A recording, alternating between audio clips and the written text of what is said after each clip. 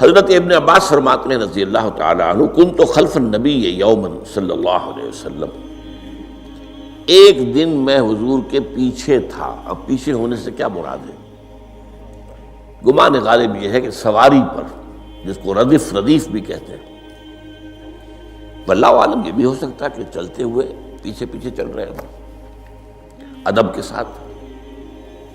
چچا زاد بھائی ہیں لیکن عمر میں تو بہت چھوٹے ہیں، نوجوان ہیں۔ اس کیفیت میں حضور نے اب ان سے خطاب کیا، یا غلام، اے نوجوان، اے لڑکے کہا، اے لڑکے، اعلمک کلمات، میں تمہیں تلقین کرتا ہوں چند کلمات۔ اب یہ ہے حضور کا طریقہ تربیت و تعلیم و تزکیہ۔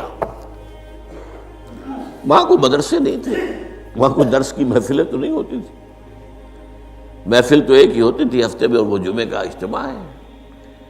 باقی حضور کی صحبت ہے، فجر کی نماز کے بعد بھی آپ بیٹھے ہیں، صحابہ بھی بیٹھ گئے ہیں، کچھ گفتگو ہو رہی ہے، اسی میں تربیت، اسی میں تعلیم، اسی میں تزکیہ۔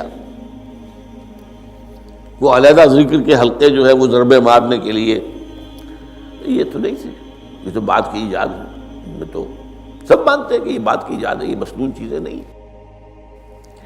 بہرحال حضور نے اے لڑکے یا اے بیٹے، جو بھی آپ اس کا ترجمہ کریں، میں تمہیں چند باتیں سکھاتا ہوں۔ مطلب کیا ہے؟ وَعَلِّمُكَ كَلِمَاتٍ، توجہ سے سنو، غور سے سنو، حفظ جان بنا لو۔ احفظ اللہ یحفظک، پہلا کلمہ، اللہ کی حفاظت کرو وہ تمہاری حفاظت کرے گا۔ اب اس سے مراد کیا ہے؟ عام طور پر سمجھا گیا ہے کہ اللہ کے احکام کی حفاظت کرو، کوئی حکم ٹوٹنے نہ پائے، وہ تمہاری حفاظت کرے گا۔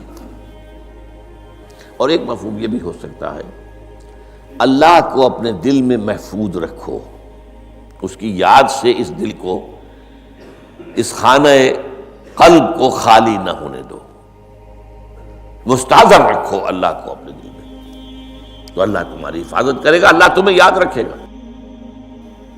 اور حدیث قدسی میں یہ الفاظ آئے، میرا بندہ جب مجھے اپنے دل میں یاد کرتا ہے، میں بھی اسے اپنے دل میں یاد کرتا ہوں۔ جب میرا بندہ کسی محفل میں میرا ذکر کرتا ہے، میں اس سے کہیں بہتر محفل میں اس کا ذکر کرتا ہوں۔ اللہ کی محفل تو ملائے اعلیٰ کی ہے، ملائکہ مقربین کی ہے۔ وہ جو امیر خسرو کا شعر ہے، وہ پتہ نہیں کس کیفیت میں انہوں نے کہا ہے، خدا خود میر محفل بود اندر لامکاں خسرو،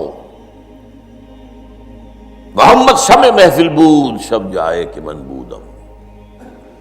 اے خسرو، رات میں جہاں تھا، وہ رات کوئی کیفیت تھی جو گزری ہے، وہ ایک لامکان کی محفل تھی۔ اب مکان نہیں ہے، لامکان ہے، مادی نہیں ہے وہ۔ اس کی محفل میں میر محفل اللہ تھا اور شمع محفل محمد تھے صلی اللہ علیہ وسلم۔ خدا خود میر محفل بود اندر لامکان خسرو، محمد شمع محفل بود شب جائے کہ من بودم۔ بہرحال اللہ کو تم اپنے دل میں مستحضر رکھو، اللہ تعالیٰ تمہیں بھی یاد رکھے گا۔ دوبارہ فرمایا، احفظ اللہ تجدہ امامک تجاہک، اللہ کو یاد رکھو تو اپنے سامنے موجود پاؤ گے، جب چاہو دعا کرو۔ وہ جو بات کہا ہے کہ دل میں ہے، جب چاہو مخاطب ہو جاؤ۔ دل کے آئینے میں ہے تصویر یار، جب ذرا گردن جھکائی دیکھ لی، کہیں دور تو نہیں، نحن اقرب الیہ من حبل الورید۔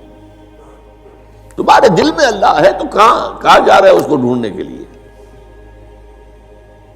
اپنے دل میں۔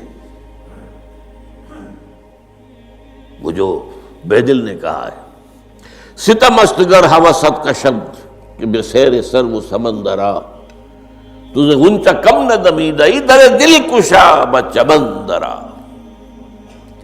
بڑے ستم کی بات ہے کہ تمہارا دل کہتا ہے چلو ذرا باغیچے میں چلو، پھولوں کی سیر کرو، یہ گلاب کا پھول ہے، یہ موتیا ہے، یہ سیر، ستم است، بڑے ستم کی بات ہے، کیوں یہ ستم، کیا ہو گیا اس میں؟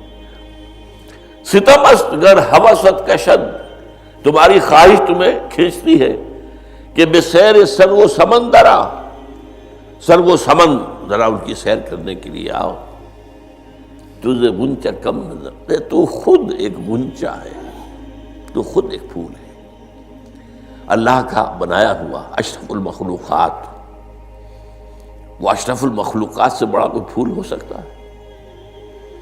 تجھے غنچہ کم نہ دمیدہی، در دل کشا، اپنے دل کا دروازہ کھولو، بچمن درا، اس کے اندر جو چمن آباد ہے وہ کیا ہے؟ روح ہے، دل مسکن ہے قلب، قلب مسکن ہے روح کا۔ تو احفظ اللہ تجدہ امامک، یا تجاہک، اپنے سامنے موجود پاؤ۔ اذا سالتا فاسأل اللہ، اب آ گیا وہ مرکزی مضمون۔ دیکھو جب مانگو اللہ سے مانگو، غیر اللہ کے سامنے ہاتھ دراز کرو ہی مت۔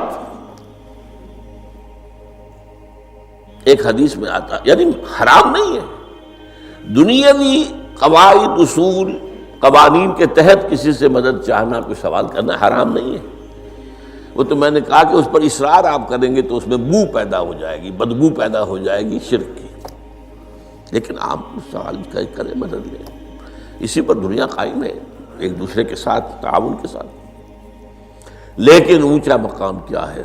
کسی سے سوال مت کرو سوائے اللہ کے، یہاں تک کہ جوتے باندھنے کا تسمہ تمہیں درکار ہے تو بھی کسی سے مت مانگو، اللہ سے مانگو۔ کیا پتہ اللہ کس کے دل میں ڈال دے اور وہ آ کے تمہیں تسمہ پیش کر دے، ہوتا ہے ایسا، بسا اوقات ہوتا ہے۔